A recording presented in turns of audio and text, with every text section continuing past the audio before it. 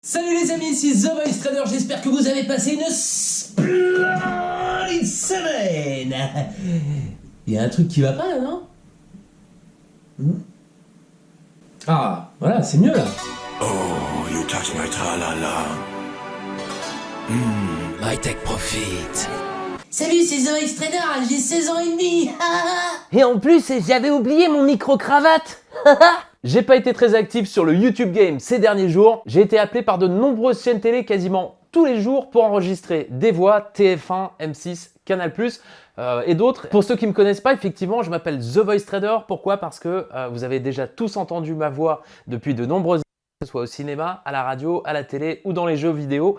Mais j'en dirai pas plus sur cette vidéo. Ce sera pour la présentation de la chaîne à venir prochainement. À partir de ce soir, je me déplace plus du tout dans les studios. Négocier avec toutes les chaînes, j'enregistre tout à distance depuis mon studio. Je vais donc reprendre tous les Open de 15h30 commentés en vidéo chaque jour. Alors même si j'ai pas pu être très présent, j'ai quand même réalisé quelques trades en soirée de temps en temps, ce qui m'a permis d'engendrer un gain de 2800 €, somme que je ne compterai pas du tout dans le cadre du challenge parce que je considère que si je ne fais pas de vidéo, cela ne doit pas compter dans le cadre du challenge. Aujourd'hui, j'ai enregistré mes dernières voix chez M6. Je suis malheureusement arrivé trop tard chez moi pour faire l'Open en vidéo et commenter.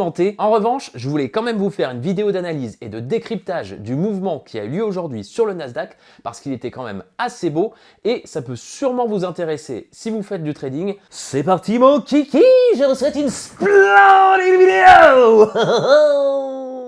Petite analyse rapide du Nasdaq. Alors on va commencer par le monthly unité de temps monthly, donc c'est très long. Chaque bougie représente un mois. Donc on voit qu'on est toujours haussier à très long terme. Les moyennes mobiles ici soutiennent les cours, elles sont orientées à la hausse et parallèles. Le RSI, l'indicateur ici est au-dessus de la zone 50, qu'on appelle la zone de neutralité, donc c'est haussier. Par contre, il y a des divergences baissières, c'est-à-dire que on voit que le cours fait des plus hauts de plus en plus haut, mais l'indicateur, lui, n'arrive pas à suivre, il fait l'inverse. Vous voyez ? Alors, en weekly, c'est en semaine. Chaque bougie représente une semaine. Pour l'instant, en weekly, on est toujours haussier aussi, au-dessus des moyennes mobiles. Il y a aussi une petite divergence baissière ici. Ce qui commence à nous intéresser, ça va être le journalier. Donc le journalier, alors je suis désolé, c'est un petit peu un sapin de Noël. Je vais supprimer quelques droites. Hop. Alors en daily, on voit que on a perdu les moyennes mobiles, donc on a cassé la moyenne mobile 20 qui est la moyenne mobile orange à 20 périodes, on a rebondi sur la moyenne mobile 50, la bleue, on est revenu ici et on a perdu la moyenne mobile 50 ainsi que le point bas du RSI. Ici c'était un petit peu mitigé, on ne savait pas encore s'il y avait possibilité que ça reparte ou non d'un point de vue daily. En tout cas à ce jour, ce soir, on est baissier également en daily, sous la zone de neutralité, sous les moyennes mobiles. Et on va décortiquer un petit peu le mouvement intéressant qui a eu lieu ce jour. Donc en matière de trading, on recherche des convergences, c'est-à-dire on va rechercher plusieurs informations qui peuvent confirmer ou non un scénario de trading. Alors là, on a eu une grande baisse en daily, vous voyez, d'ici de ce point haut, cette bougie-là, jusqu'à la bougie ici. On va tracer un Fibonacci. Donc le Fibonacci, ça permet d'obtenir des niveaux qui sont fréquemment utilisés par les traders comme support ou résistance, comme zone de rechargement pour vendre le marché, le racheter par exemple. Ici, on voit que cette baisse a été retracée à 61,8% de Fibonacci. Et 61,8, c'est un niveau très travaillé. C'est un niveau sur lequel on peut reprendre une position à la baisse si par exemple on était baissier. Donc ça c'est un premier point. Donc ici on a retracé ce matin au niveau des 11 225 $ en 4 heures. On y va progressivement. En 4 heures on voit qu'on est dans une tendance baissière puisque le cours évolue sous les moyennes mobiles. Les moyennes mobiles sont baissières. On voit ici un point haut sur le RSI et sur le stochastique, ce qui est intéressant parce que ça a donné le point haut de la chute de ce jour. Alors le RSI, on voit bien que ici il est au même niveau que le point précédent, le point aux alentours du 16-17 septembre, ainsi que le stochastique et l'indicateur du bas nous donne également un point haut ici au même niveau que le précédent, et on voit que ça fonctionne assez bien quand même. parce qu'on est dans une tendance baissière. On est dans une tendance 4 heures baissière. On voit que ici on a eu un mouvement correctif à la hausse, hein, qu'on peut également décortiquer. Alors d'un point de vue 1 heure ici, on voit que on a une divergence haussière sur le RSI. Excusez-moi, un petit peu de mal à tracer la droite. Voilà. On voit que le cours descend, l'indicateur monte, donc épuisement de la baisse. Ici, on a validé cette divergence en cassant la zone de neutralité, vous voyez, qui faisait résistance. On l'a cassé, on s'est rappuyé dessus, c'est un pullback pour repartir, mais il ne faut pas oublier le contexte. C'est-à-dire quand on repart comme ça, on a un mouvement à contre-tendance, où est-ce que je peux prendre mes profits par exemple?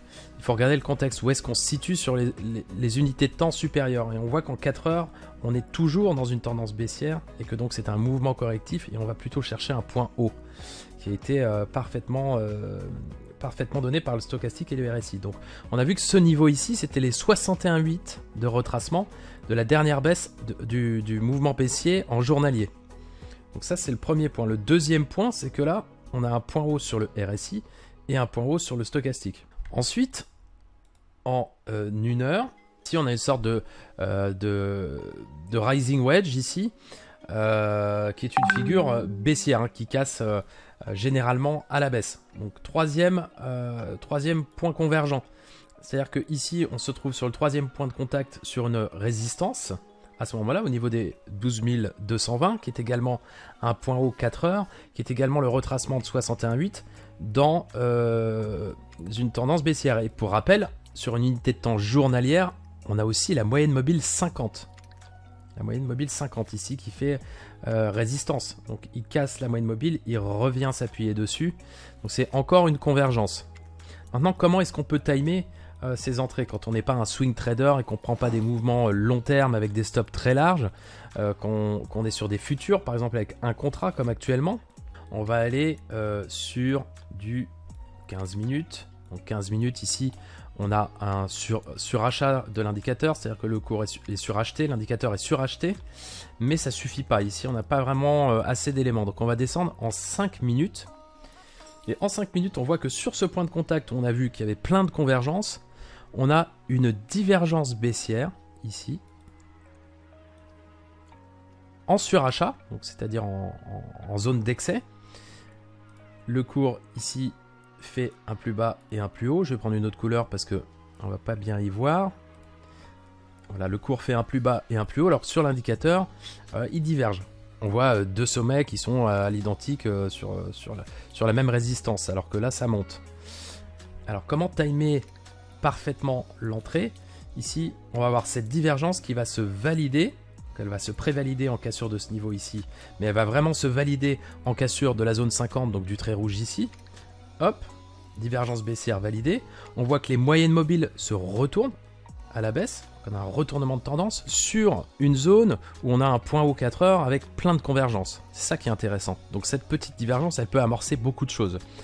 Ici, donc elle se valide. On a un pullback, les moyennes mobiles se retournent. Un pullback, c'est-à-dire qu'on revient taper les moyennes mobiles et la petite zone qui a été cassée ici. Ici, on peut timer une prise de position parfaite. Donc à 13h30 aujourd'hui, hein, on avait une belle prise de position ici. Un stop qu'on peut mettre ici juste au-dessus. Et on voit que pendant toute la baisse, sur le plan des indicateurs, sur la base du 5 minutes, on ne se retourne jamais. Il n'y a rien qui invalide la baisse. C'est-à-dire que l'indicateur reste collé sous la zone de neutralité, reste baissier. Donc à partir de ce moment-là, quand vous entrez dans un mouvement comme ça, donc vous avez votre stop sur le plus haut, vous allez vous servir du stochastique, par exemple des points hauts du stochastique sur la zone 50 ou au-dessus de la zone 50, parce qu'on est dans un mouvement baissier, pour décaler votre stop. Donc dès que le stochastique a fait un point haut et qu'on recasse le plus bas suivant, c'est-à-dire ici par exemple, vous décalez votre stop sur ce niveau. Vous voyez, plus haut stochastique ici. Ensuite, le prochain plus haut est là. Donc dès qu'on casse cette zone-ci, vous pouvez redécaler votre stop ici. Ensuite, vous avez un troisième plus haut sur le stochastique. Dès qu'on casse cette droite, les 11 000 $, vous pouvez décaler votre stop ici. Et comme ça, vous êtes protégé, vous êtes dans le mouvement en tendance, vous sortez pas trop tôt de votre position, vous suivez le mouvement et vous êtes protégé. Ensuite, vous voyez que là le marché a quand même beaucoup baissé. Vous avez à peu près 300 points, on est quand même pas loin de du bottom de la figure. Donc vous pouvez sortir quand le marché ferme à 22h complètement de votre position, ce qui est recommandé de faire quand on fait du day trading ou du scalping. On évite les trous de cotation entre la fermeture et l'ouverture du marché. On reste pas, on repasse en euros en fait à la fin de la journée. On va pas garder des actifs une fois le marché fermé. Donc là, vous pouvez clôturer votre position.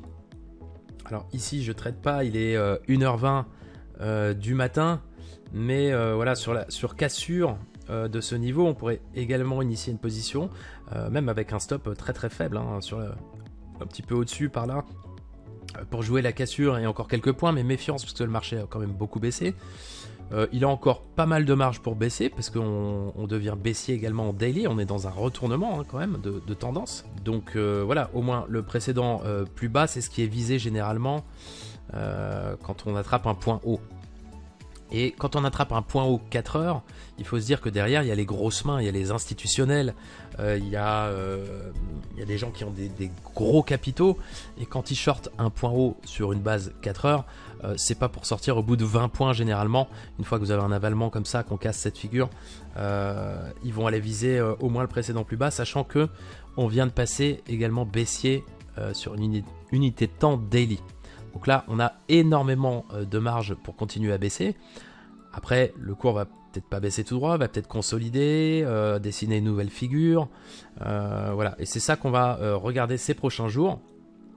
Ce coup-ci, moi, je vais pouvoir faire toutes les ouvertures, reprendre les ouvertures en vidéo et commenter à partir de demain, donc jeudi 24 septembre. Et j'espère qu'on va voir quand même des choses intéressantes. On va peut-être consolider un moment parce qu'on a déjà bien baissé. On va voir ce qui se passe sur les marchés. En tout cas, c'était intéressant d'analyser ce mouvement. Je voulais l'analyser avec vous parce que il y a quand même 400 points. Il faut savoir que 400 points, vous avez 3 trades comme ça par mois, même un, vous avez fait votre mois largement. Parce que 400 points, vous êtes à $20 du point par contrat. Donc vous faites $8000 dans la journée sur un mouvement comme ça. Si vous avez des gros capitaux, vous allez ouvrir 2, 3, 4, 5, peut-être 10 contrats. À ce moment-là, vous allez faire des journées à 20, 40, 60 000 dollars sur des mouvements de ce type, sur des points hauts de ce type.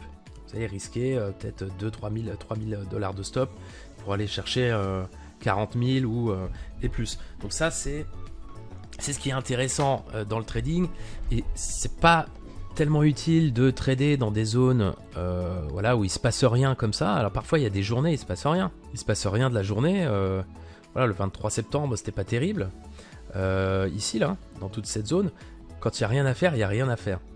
Donc ça sert à rien, il faut vraiment être patient. Et si vous êtes patient et que vous attendez ces points hauts, à chaque fois qu'on a un point haut comme ça, on voit c'est quand même des mouvements qui sont super intéressants. Point haut 1 heure également ici, très intéressant avec le stochastique et le RSI. C'est ces points qu'il faut attendre pour engranger de très belles journées. Donc j'espère qu'on va en avoir ces prochains jours, parce que là je vais streamer un petit peu toutes mes prochaines sessions. J'espère qu'on va avoir des petits mouvements intéressants. Il me reste $4000 à faire dans le cadre du challenge. Ça devrait pouvoir se faire normalement ces prochains jours, parce que je pense qu'on a quand même une volatilité qui est assez intéressante en ce moment. S'il n'y a rien à faire sur les marchés, eh bien on ne fera rien, on fera un résumé de rien. Voilà, c'était simplement l'idée de vous montrer comment timer ce type de position et décrypter un petit peu le mouvement du jour, parce qu'il était intéressant. Donc là, on n'a pas pu avoir celui-là aujourd'hui. Moi j'ai grappillé quelques points quand même au cours de la baisse en soirée, mais on n'a pas eu le point haut de la journée qui est situé par là. Il y en aura d'autres, c'est pas grave, il suffit d'être patient. Et encore une fois, il suffit de quelques trades comme ça par mois pour être super rentable. Cette vidéo d'analyse est terminée, il me reste donc 4000 € à faire pour terminer ce challenge. J'espère que le marché va être sympa avec moi. À la fin de ce week-end, j'aurai normalement le temps de poster les vidéos des days 4 et 5. N'oubliez pas de vous abonner à la chaîne et de cliquer sur la petite cloche pour être au courant de toutes les vidéos postées. Je vous réserve plein de surprises pour la suite. Ah, ciao, bonsoir! Ciao, bonsoir. À bientôt pour le D4, le D4.